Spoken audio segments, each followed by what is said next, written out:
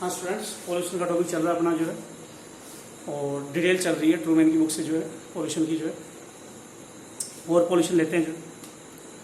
तो Bhopal gas tragedy जो हुई थी 1984 में 1984 में, उसमें बहुत लोग मरे थे। कौन सी गैस लीक हुई थी वहाँ पे? Bhopal gas tragedy. इसमें भोपाल गैस ट्रेजेडी में कौन सी गैस लीक हुई थी? ऑक्सीजन और MIC methyl isocyanate.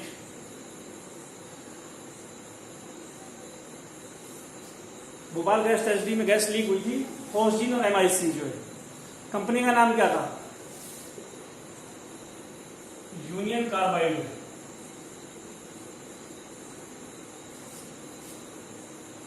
Union carbide pesticide की कंपनी थी जो। बहुत लोग मरे थे, लेकिन वो भाग गया था, कंपनी का मालिक अमेरिका में भाग गया था जो।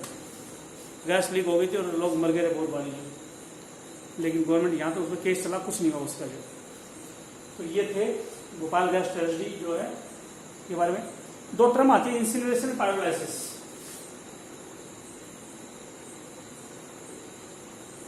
Incineration, pyrolysis. किसी चीज को ऑक्सीजन की एब्सेंस में जलाए तो पायरोलाइसिस बोलते हैं। Burning of substance in absence of oxygen. किसी चीज को ऑक्सीजन के बगैर जलाए तो पायरोलाइसिस, ऑक्सीजन की प्रेजेंस में जलाए तो incineration. Burning of substance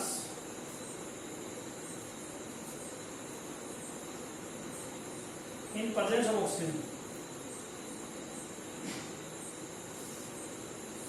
oxygen की प्रेजेंस में इंसिनरेशन है, बगैर ऑक्सीजन जले तो पायरोलाइसिस बोलते हैं। इंसिनरेशन और पायरोलाइसिस, ये दो वर्ड आते हैं, जलने के लिए आते हैं।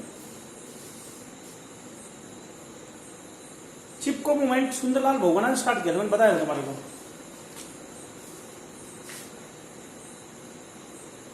चिपको मूवमेंट सुंदरलाल बहुगुणा।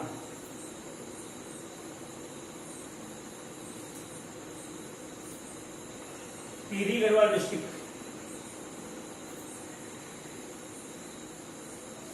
वैसे तो अमृता देवी बिश्नोई और उसकी लड़कियां भी चिपको मूवमेंट ही था एक टाइप का, लेकिन चिपको मूवमेंट सुंदरलाल बहुगुणा के नाम जाता है। वो लोगों को अपने साथ ले आता था, पेड़ों को चिपक जाते थे, बोला हमारे को मारो फिर हम पेड़ों को काटने देंगे, चिपक जाते थे पेड़ों के साथ, इसलिए इसका नाम है चिपको मूवमेंट। और सुंदरलाल बहुगुणा बोलता था, बोला पेड़ों से हमारे को 5F मिलते हैं, 5F मिलते हैं पेड़ों से। पहले F का मतलब है फूड, दूसरा है ऑर्डर, तीसरा है फ्यूल, चौथा है फाइबर, और एक F पता नहीं कौन सा है, जो फर्टिलाइजर है या कौन सा है। पशुओं से हमारे को खाना मिलता है, हम खाते हैं खाना, फूड। पशुओं का चारा मिलता है हमारे को प्लांट से, फ्यूल जलाने के लिए लकड़ी मिलती है प्लांट से, फाइबर निकलता है जिससे बैग वगैरह बनते हैं। तो ये चिपको मूवमेंट में बताया था कि 5F चीजें मिलती है। ये सुंदरलाल बहुगुणा था।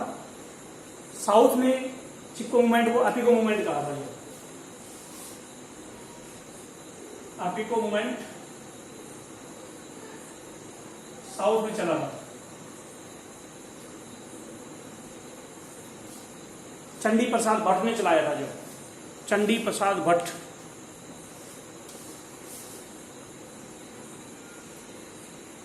चंडी प्रसाद भट्ट,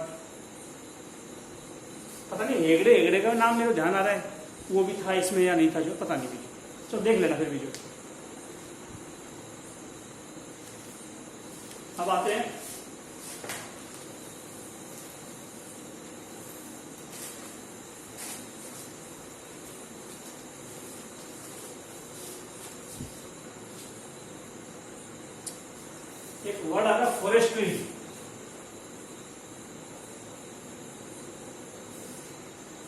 पेड़ लगाने को फॉरेस्ट्री बोलते हैं, पेड़ों को स्टडी को फॉरेस्ट्री बोलते हैं। फॉरेस्ट्री दो टाइप की होती है, सोशल फॉरेस्ट्री, इसमें plants are grown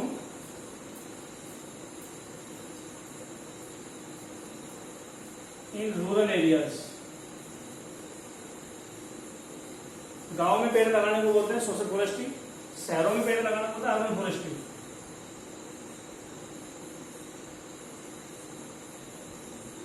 plants are grown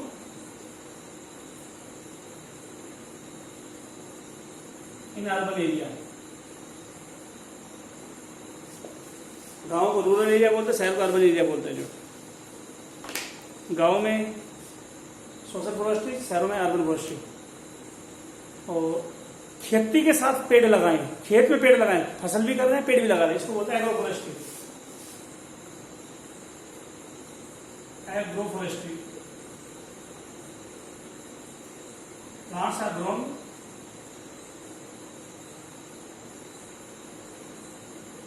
with agriculture.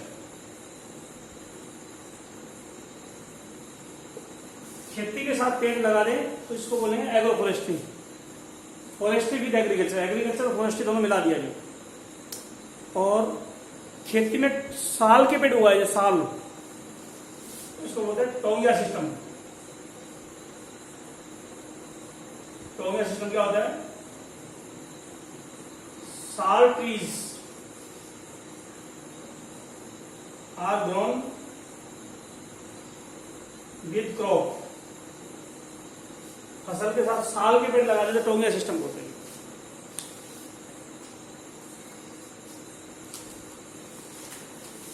Forestry को दो वर्ड इस्तेमाल करते हैं, प्रोडक्शन फॉरेस्ट्री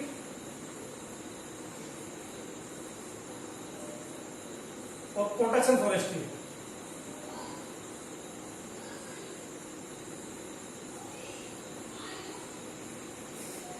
फॉरेस्ट्री दो टाइप की, प्रोडक्शन और प्रोटेक्शन।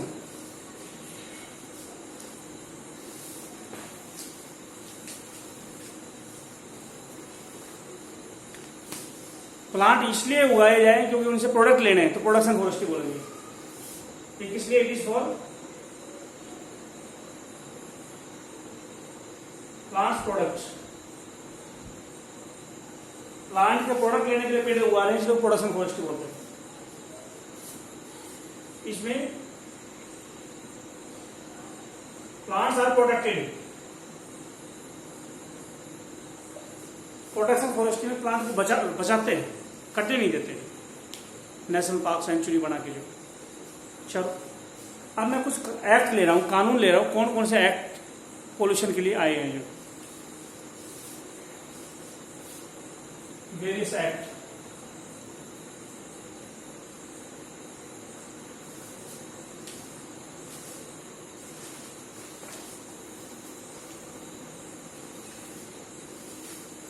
Various act.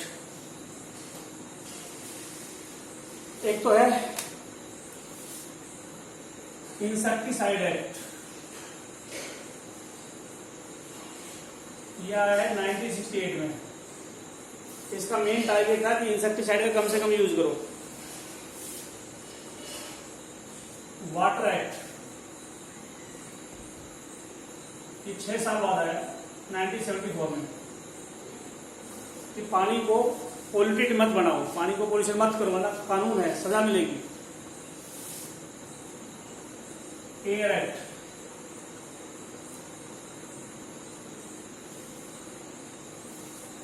हवा को गंदी मत करो, ये कानून है, एयर एक्ट।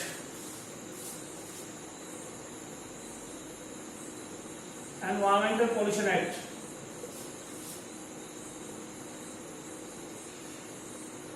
में, कि पूरे एनवायरमेंट को गंदा मत करो, इसके लिए कानून आया, एनवायरमेंटल पोल्यूशन एक्ट 1986 में।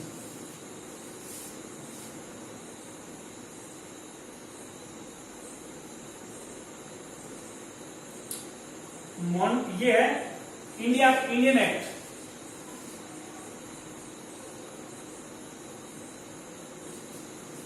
अब मैं अंतर्राष्ट्रीय कानून बता रहा हूँ कौन कौन से आए हैं जो अंतर्राष्ट्रीय स्तर पर पोल्यूशन को कैसे कंट्रोल किया गया, जो मिटा ही देता हूँ इनको ना। इंडियन एक्ट थे जो 1987 से स्टार्ट हो गए इंटरनेशनल कानून जो है पोल्यूशन कंट्रोल करने वाले।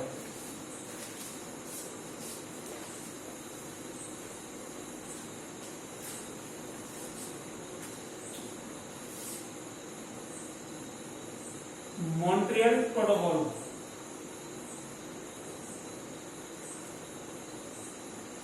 Helsinki declaration,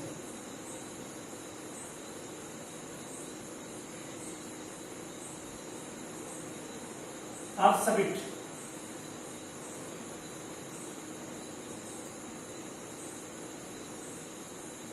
Kyoto protocol,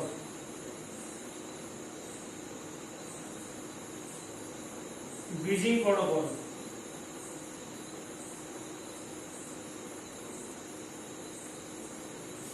protocol का मतलब गाइडलाइंस। मॉन्ट्रियल प्रोटोकॉल आया था 1987 में, 2 साल बाद आ गया हेलसिंकी, ये इसके 3 साल बाद आया 1992 में, ये 5 साल बाद आया 1997 में, ये 1999 में।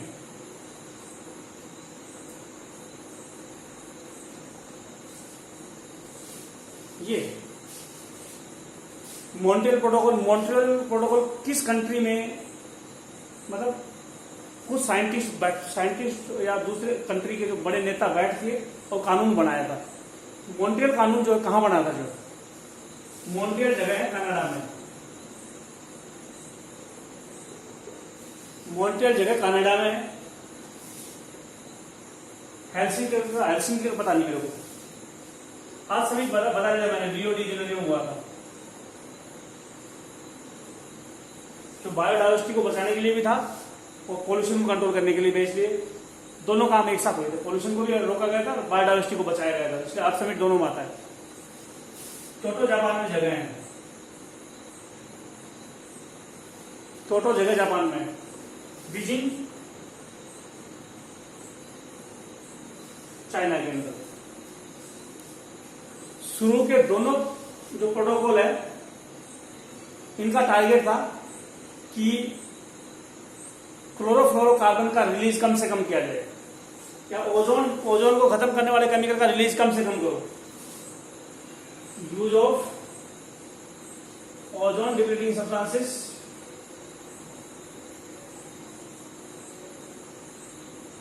Should be minimised.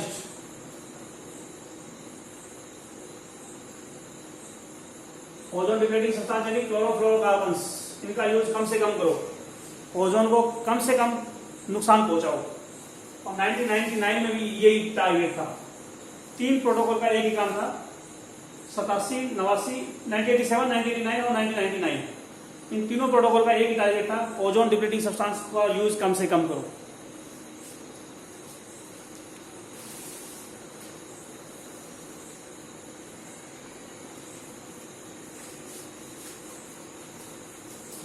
दो प्रोटोकॉल बच गया, अर्थ समिट और क्योटो। इनका मेन टारगेट था ग्रीन हाउस गैस कम से कम रिलीज करो एटमोस्फेयर के अंदर, to reduce green house gas release.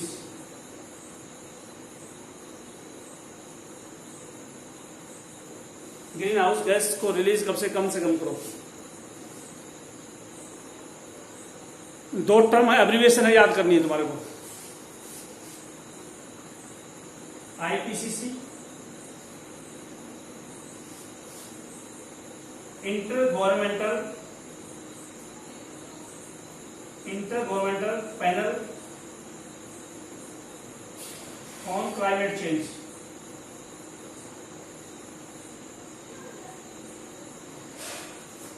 CCC, convention on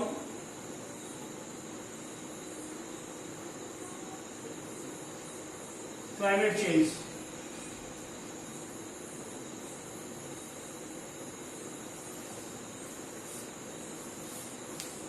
IPCC का मतलब एक संस्था है, इंटर गवर्नमेंटल पैनल, गवर्नमेंट के बीच में कुछ होगा इनका जो क्लाइमेट चेंज के लिए है। तो CCC और ये दोनों ऑर्गेनाइजेशन क्लाइमेट चेंज को कंट्रोल करने के लिए है। इसका हेड आईपीसीसी का हेड दुनिया की संस्था है, लेकिन इसका हेड इंडिया का साइंटिस्ट है पचौरी, राजेंद्र सिंह पचौरी, जिसको नोबेल प्राइज भी मिला था। राजेंद्र सिंह पचौरी जो है, राजेंद्र सिंह पचौरी, राजेंद्र सिंह पचौरी जो इसका हेड था, उसको नोबेल प्राइज भी मिला था, नोबेल प्राइज भी मिला था। राजेंद्र सिंह पचौरी को नोबेल प्राइज भी मिला था जो।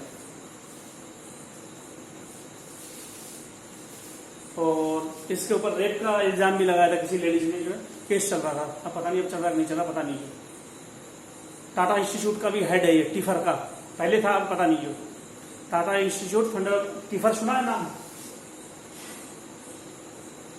Tata institute of fundamental research की ऑर्गेनाइजेशन है टिफर। ये टिफर कंडक्ट करती है तुम्हारा एक ओलंपियाड, जो +2 में एक ओलंपियाड आता है, वो टिफर कंडक्ट करती है जो।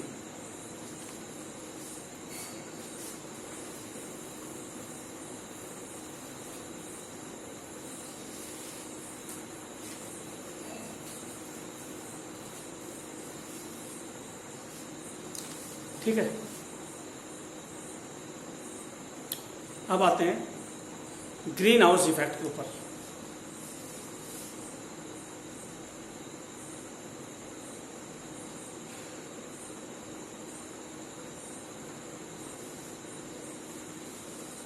ग्रीन हाउस इफेक्ट, कुछ गैस होती है टेम्परेचर बढ़ाती है, और टेम्परेचर बढ़ने को ग्रीन हाउस इफेक्ट का। पोल्यूशन से ग्रीन हाउस गैस बढ़ जाए फिर ग्रीन हाउस इफेक्ट, उसको क्या बोलते हैं?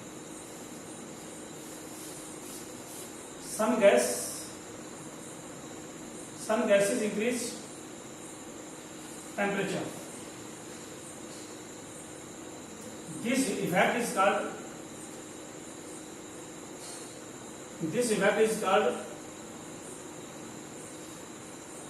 greenhouse effect.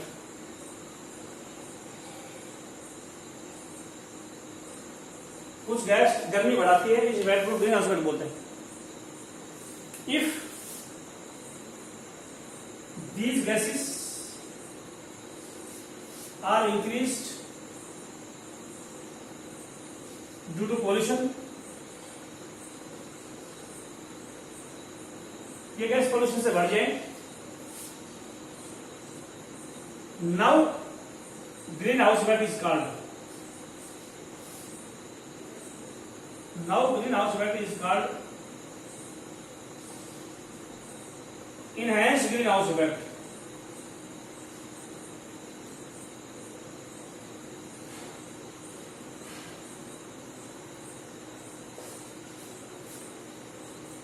नॉर्मली टेम्परेचर बढ़ जाए तो बोलते हैं ग्रीन हाउस इफेक्ट।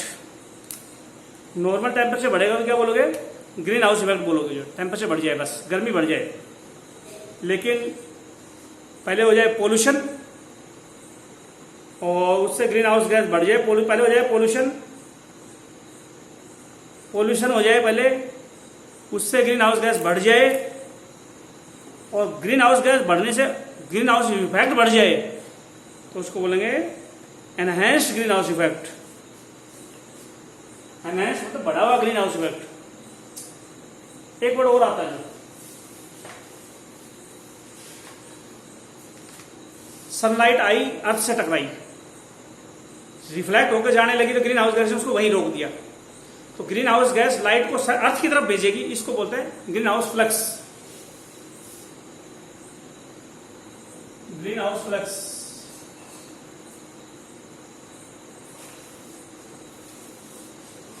जो अर्थ से रिफ्लेक्टेड लाइट है, सनलाइट आई अर्थ से टकराई, ये सनलाइट है, ये अर्थ से टकराई, टकरा के वापस गई, ग्रीन हाउस गैस ने इसको रोक दिया यही और अर्थ की तरफ दोबारा भेज दिया। इस दोबारा भेजने को ग्रीन हाउस फ्लक्स बोलते हैं। ग्रीन हाउस गैस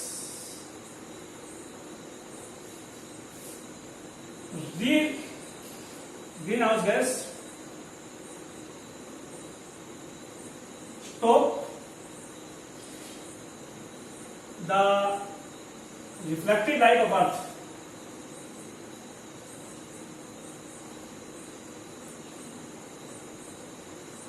की रिफ्लेक्टेड लाइट यानी IR, इंफ्रारेड रेडिएशन, अर्थ से इंफ्रारेड रेडिएशन निकलती है।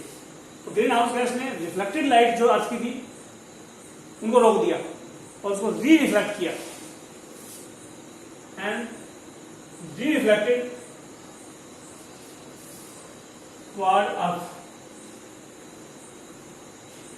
अर्थ की तरफ री रिफ्लेक्ट कर दिया। It is this is called green house gas आई, इनको वही रोक लिया और फिर अर्थ की तरफ री रिफ्लेक्ट किया। दिस री रिफ्लेक्शन फिनोमिना, री रिफ्लेक्शन फिनोमिना इज कॉल्ड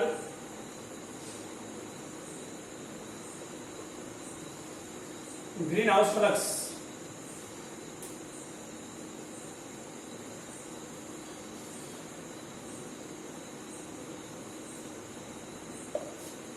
इसको बोलेंगे ग्रीन हाउस फ्लक्स। ठीक है। एक आता है कार्बन डाइऑक्साइड बढ़ने से पेड़ पे जो इफेक्ट आएगा उसको क्या बोलते हैं। हवा में अगर CO2 बढ़ जाए, वो CO2 बढ़ने से प्लांट में जो इफेक्ट आएगा उनको क्या बोलेंगे। जो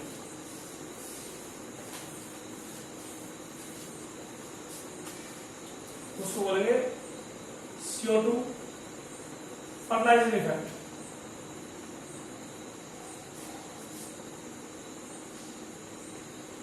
क्या होता है CO2 fertilizing effect?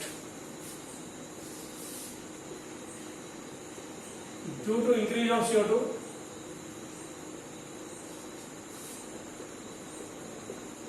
in atmosphere,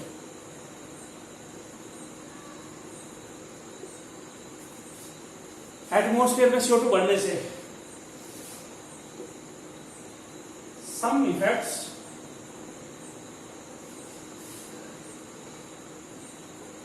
are appeared on plants. These effects are called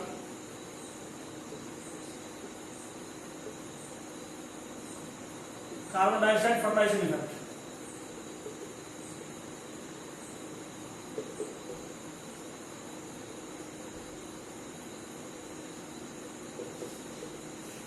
हवा में कार्बन डाइऑक्साइड बढ़ गई,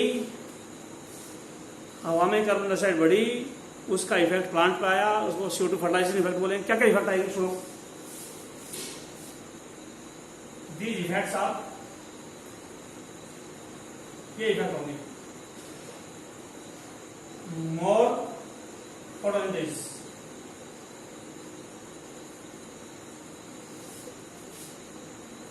sunken stomata,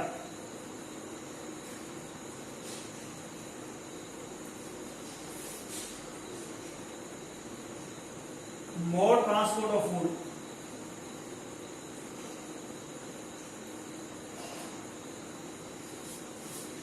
large size of plants,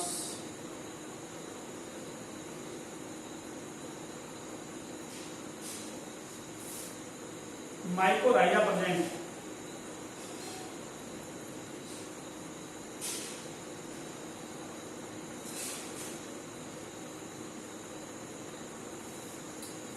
संकर स्टोमेटा का पता नहीं है, अभी रोक लो।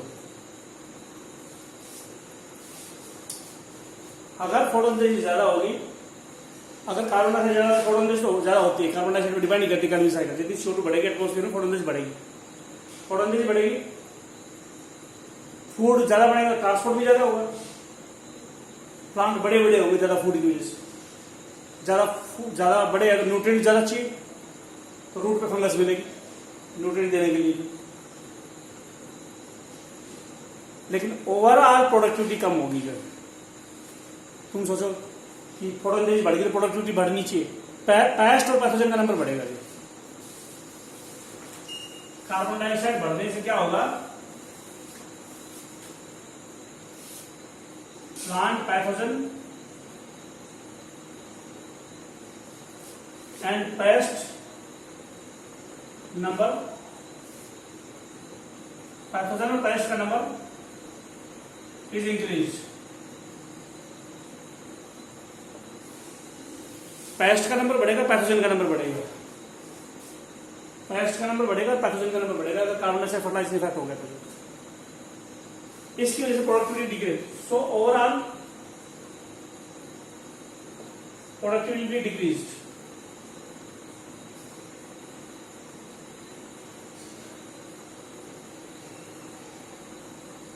कहीं तुम सोचो पोल्यूशन हो रहा है, होने दो, हवा में CO2 बढ़ेगी तो पैदावार तो खेतों की बढ़ेगी ना।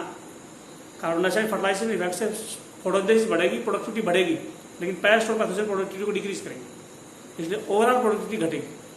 फोटोसिंथेसिस ज्यादा होगी, प्लांट में प्रोडक्टिविटी बढ़ेगी, इसमें कोई शक नहीं, लेकिन बीमारियां ज्यादा होगी और पेस्ट का नंबर बढ़ेगा, इसलिए प्रोडक्टिविटी घटेगी ओवरऑल। ये पेस्ट और पैथोजन क्या करेंगे, दिस रिड्यूस द प्रोडक्टिविटी, तो ओवरऑल घटेगी।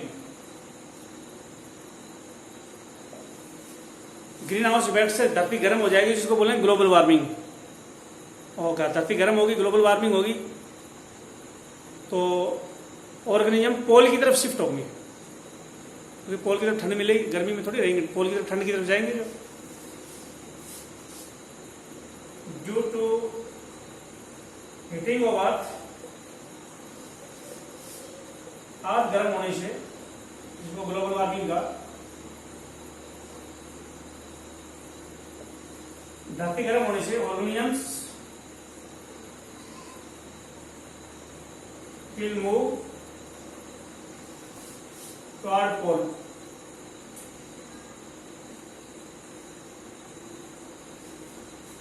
धरती गर्म होने से ऑर्गेनिजम पोल की तरफ जाने लग जाएंगे, और रेनफॉल पैटर्न भी चेंज होगा। अगर इस तरह अभी नहीं देख रहे हो, ग्रीन हाउस इफेक्ट की वजह से बारिश जब चाहिए जब तो होती नहीं, और जब नहीं चाहिए जब होती है। Rainfall pattern is change, rainfall pattern is change. ये सब कुछ क्या है, कार्बन डाइऑक्साइड का इफेक्ट है, जो ग्रीन हाउस इफेक्ट की वजह से कार्बन डाइऑक्साइड गैस बढ़ने से सारा सब कुछ होगा जो, ठीक है। ओजोन होल कैसे होता है थोड़ा देखिए क्या।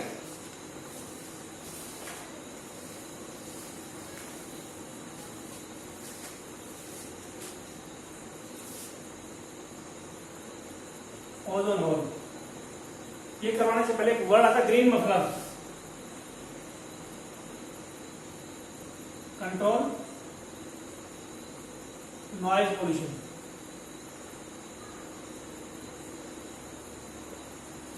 पेड़ लगा दो, इसको ग्रीन मफलर बोलते हैं, पेड़ लगाने को ग्रीन मफलर बोलते हैं। ग्रोइंग ऑफ प्लांट्स,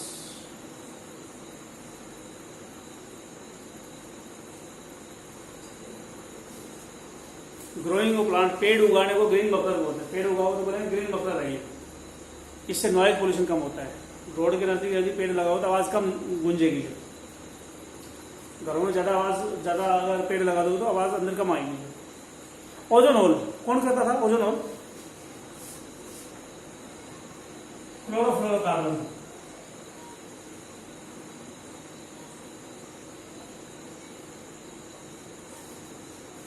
क्लोरोफ्लोरोकार्बन कैसे ओजोन होल करता बताऊं? ये होता CFCl3, कार्बन कार्बन हो गया, फ्लोरीन हो गया, क्लोरीन हो गया, ये CFCl2 चेंज हो जाएगा, क्लोरीन छोड़ देगा। CFCl2 चेंज हो जाएगा, क्लोरीन छोड़ देगा। ओजोन के साथ क्लोरीन उसका एटम ले लेगा, क्लोरीन ऑक्सीजन का एटम ले लेगा, O2 को अलग कर देगा। ये क्लोरीन का एटम फिर O2 से रिएक्ट करेगा, फिर ओजोन से रिएक्ट करेगा और O2 बना के छोड़ देगा। समझे कुछ क्या बताया मैंने?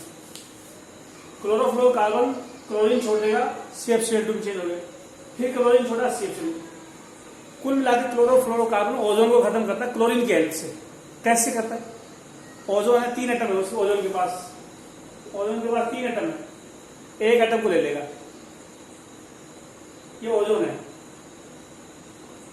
ऐसे क्लोरीन एक एटम को लेगा, दूसरे एटम को लेगा, O2 बना के इसकी भी O2 बना दी, इसकी भी बात छोड़ देगा, ओजोन खत्म। नॉर्मली ये काम कौन करता है? Ultraviolet light. जब क्लोरीन ऐसा काम करने लग जाएगा तो अल्ट्रावायलेट लाइट यूज नहीं होगी, नीचे आ जाएगी। नॉर्मली तो क्या होता है, अल्ट्रावायलेट लाइट भी यही काम करती है, क्लोरीन को, ओजोन को तोड़ के एटम बनाना। लेकिन वहीं यूज हो जाती है, फिर ऑक्सीजन ओजोन वहीं यूज हो जाती है। अल्ट्रावायलेट लाइट ओजोन को तोड़ने में यूज हो जाती है, लेकिन जो काम अल्ट्रावायलेट करेंगे क्लोरीन करेगा तो क्या होगा, तो अल्ट्रावायलेट यूज नहीं होगा, नीचे आएगी, नुकसान करेगी बॉडी को। तो इस तरह से क्लोरीन हटाता है, तोड़ता है। ओजोन होल ऐसे होता है। ओजोन की थिकनेस, छेद नहीं है ओजोन होल, ओजोन की थिकनेस कम है, इसलिए ओजोन होल बोलते हैं। अंटार्कटिका में है जो ओजोन होल, कहां पे है, अंटार्कटिका में। तो ये रिएक्शन सिर्फ अंटार्कटिका में हो रही है और कहीं नहीं हो रही, इसलिए वहीं पे ओजोन होल है और कहीं नहीं है। जो एक वर्ड आता है ODP, ozone depleting potential. Ozone depleting potential, ozone को खत्म करने का पोटेंशियल। ओजोन डिप्लीटिंग पोटेंशियल मतलब ओजोन को खत्म करने का पोटेंशियल जो है किसमें होता है, ओजोन डिप्लीटिंग पोटेंशियल फ्लोरोकार्बन में बहुत ज्यादा होता है। कुछ देख लो और तो कुछ नहीं बच गया जो, और देख लो। तो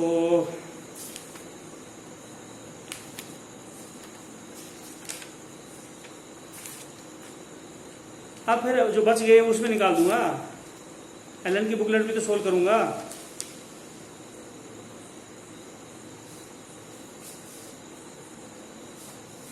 पोल्यूशन इंडिकेटर बच गए जो,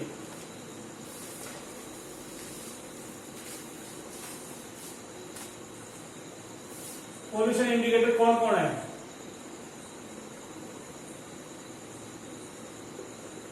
पोल्यूशन इंडिकेटर में कौन कौन सी गैस, कौन कौन से ऑर्गेनिज्म आते हैं, Usnea lichen, Cladonia lichen, Parmelia lichen, इथिल लाइकन, मोस मटर का पेड़। ये सारे pollution indicator, air pollution indicator.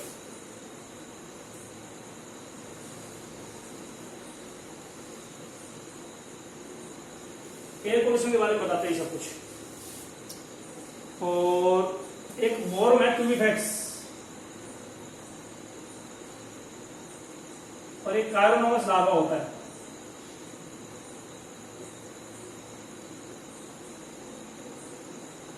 ये वाटर पोल्यूशन इंडिकेटर है, वाटर पोल्यूशन बताते हैं।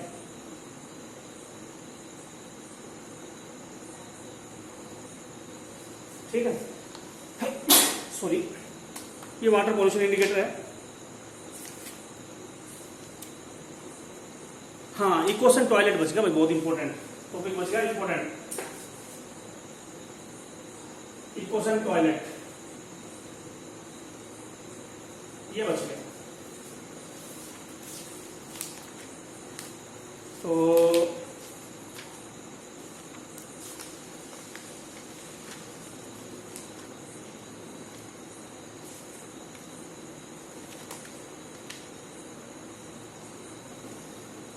नीली कहां पे है, डीडीटी का पूरा नाम क्या है,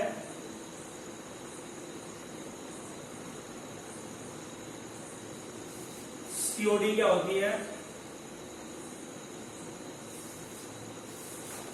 ये निकालते हैं।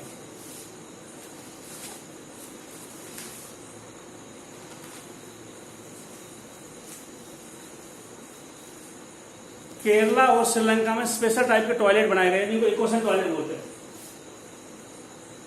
These are present in Kerala and Sri Lanka. Kerala और श्रीलंका में टॉयलेट बनाए गए जिनको बोलते हैं इकोसन टॉयलेट। इन टॉयलेट में वाटर यूज नहीं होता है,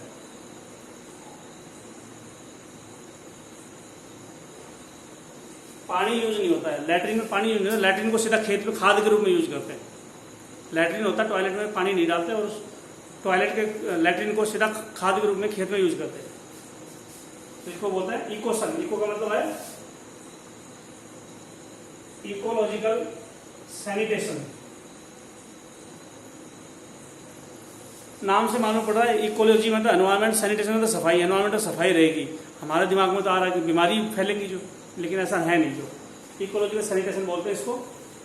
और ये प्रैक्टिकल है, इकोनॉमिकल है,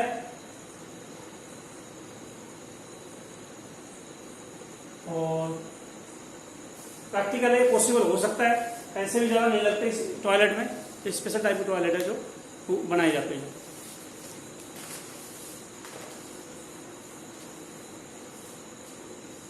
डीटी का पूरा नाम डाइक्लोरो डाइफिनाइल ट्राइक्लोरोइथेन।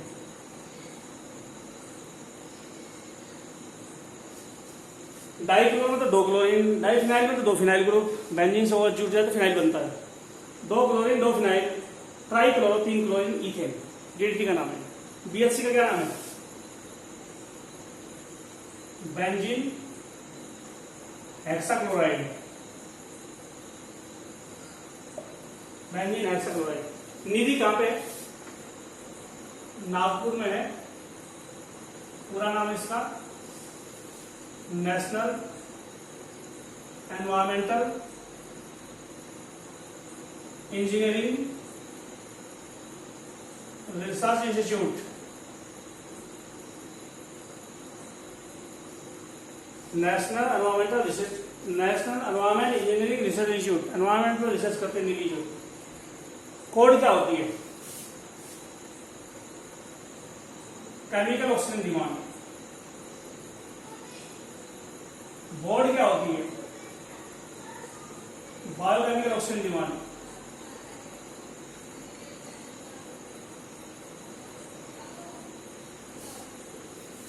डेफिनेशन क्या है कोड की?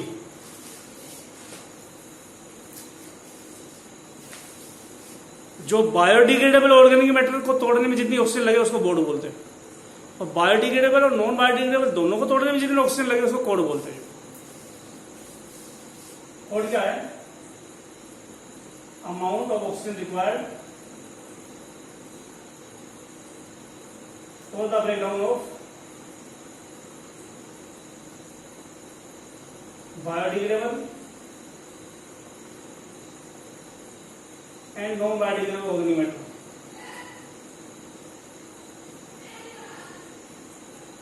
ऑक्सीजन ऑर्गेनिक मैटर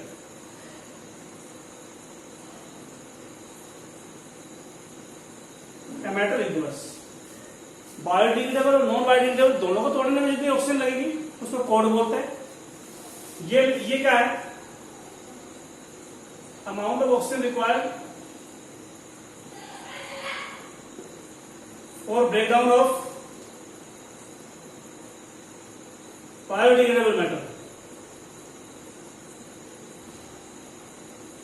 बायोडिग्रेडेबल को तोड़ने में जितनी ऑक्सीजन लगे उसको बोर्ड बोलते हैं। बायोडिग्रेडेबल नॉन बायोडिग्रेडेबल दोनों को तोड़ने में लगे उसको कोड बोलते हैं। कोड की वैल्यू ज्यादा होती है क्योंकि 2 टाइप के मैटर तोड़ने में ज्यादा ऑक्सीजन लगेगी तो उसमें ज्यादा ऑक्सीजन लगती है, बोर्ड में कम ऑक्सीजन लगती है।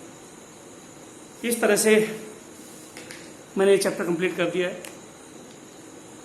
कल से मैं इकोलॉजी का, मेरे पास बुक नहीं है बेटा, जो उसकी एलन की बुकलेट नहीं है, ये वाला इकोलॉजी एलन की बुकलेट से बाद में कराऊंगा। अब मैं जो पहले मैं प्लांट फिजियोलॉजी का लास्ट चैप्टर ढंग से नहीं करा पाया था। मैं प्लांट फिजियोलॉजी का लास्ट चैप्टर जो है प्लांट हार्मोन वाला ढंग से नहीं करा था, वो कराऊंगा मैं। जो प्लांट फिजियोलॉजी का प्लांट वाला चैप्टर मैं ढंग से नहीं करा पाया था, इसलिए दोबारा करवा रहा हूँ। कल से मैं स्टार्ट करूँगा अगले वीडियो से। जो है इकोलॉजी की डिटेल एलन की बुकलेट से, मेरे पास बुकलेट अवेलेबल होगी, मैं देखूँगा कि कहाँ से एडजस्ट करता हूँ, फिर कराऊँगा। जो फिलहाल मैं इस वीडियो को यही रोक रहा हूँ। जो तो +2 की में सिर्फ इकोलॉजी को डिटेल करवाना बाकी रहेगा, सब कुछ चैप्टर फिनिश, सिलेबस फिनिश।